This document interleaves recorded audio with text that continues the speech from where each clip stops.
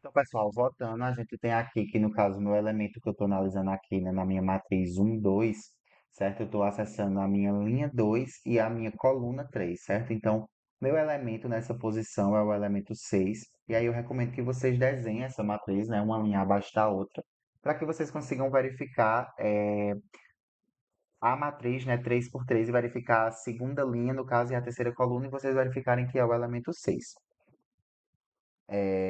E aí a gente tem algumas operações que são realizadas dentro dessas minhas matrizes, né?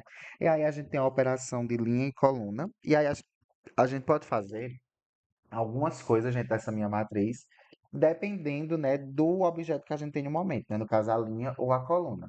Então, por exemplo, nesse exemplo aí, algumas operações que a gente pode fazer, né? Adicionar, remover ou alterar esses elementos dentro de uma linha ou de uma coluna numa matriz. E aí eu tenho essa minha matriz aqui, certo? Que é uma matriz 2 por 3, certo? A gente tem duas listas aqui dentro. E aí, quando eu printo essa minha matriz, a gente só aparece essa primeira linha aqui, né? Que é a matriz do jeito que a gente definiu ela. Depois a gente cria uma nova linha, que é uma nova lista, certo? Que é listas dentro de listas. E aí a gente utiliza o método append para poder adicionar essa minha nova linha, certo? Que é a minha linha, essa minha nova linha aí que eu defini acima.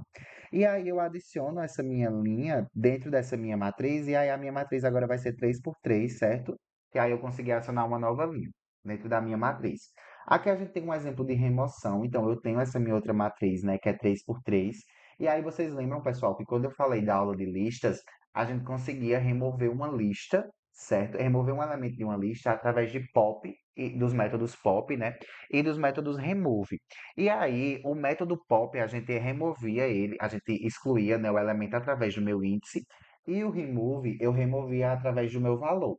Nesse caso aqui para a matriz, a gente vai usar a função del, certo? E aí a gente vai dizer, ó, delete matriz no índice 1, certo? E aí, o meu índice 1, nesse caso aqui, seria a minha lista 4, 5 e 6, né? Que é 0, 1.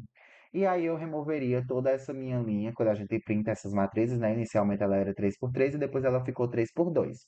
E aí, depois a gente pode também fazer uma operação de alterar um elemento dentro de uma lista.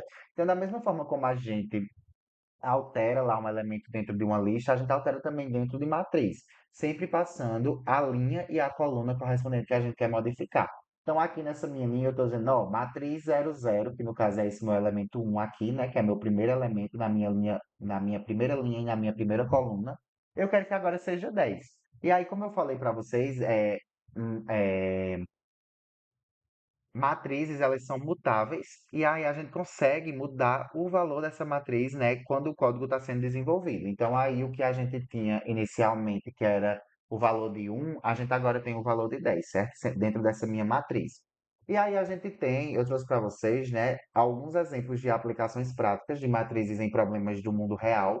E aí a gente tem, por exemplo, eu quero que vocês pensem, eu vou ler o enunciado para vocês, e eu quero que vocês pensem em uma forma de trazer esse contexto, esse assunto de matriz, né, esse assunto de computação, para dentro desse contexto. Então, a gente tem, ó, neste exemplo, a gente utiliza uma matriz para representar a disponibilidade de salas em uma grade de horários ao longo da semana. Cada linha da minha matriz representa um dia da semana e cada coluna representa um horário. A gente quer mostrar, né, como verificar se uma sala específica está disponível em um determinado dia e horário, ajudando na organização e no agendamento de eventos. E aí, pessoal, eu deixei uma lista para vocês no final do slide, certo? Vocês podem clicar e verificar. E aí, essa lista vai conter todo o código que foi utilizado nos slides, certo? No desenvolvimento dos slides. Então, a ideia é que vocês executem e aí vocês consigam reproduzir o código aqui. Eu recomendo que vocês mexam no código e aí vocês vão vendo, né, os resultados que saem com essas mexidas de vocês. Então, vocês podem criar matriz, podem acessar um elemento de uma matriz, podem realizar algumas operações básicas. E aí eu recomendo fortemente que vocês coloquem prints dentro desse código para vocês verificarem os valores que são assumidos dentro desse meu código, né, a cada rodada. E aí eu também deixei para vocês, além de indexação, né, de todo esse contexto que foi dado nos slides, eu deixei para vocês também os códigos de aplicações práticas de matrizes, né, em problemas do mundo real. Então, eu mostro aqui a vocês o código, certo? Alguns códigos. Vai ter algumas coisas um pouco mais complexas do que vocês são familiarizados, mas a ideia é que vocês consigam entender como é que uma matriz pode trazer, né, toda essa representação para dentro do problema computacional. E aí a ideia é que vocês reproduzam esse código, certo? E deem uma estudada com essa lista, que a gente vai discutir um pouco mais dessa lista e vai resolver ela, né? Vai passar por cada elemento dentro dessa lista em sala de aula.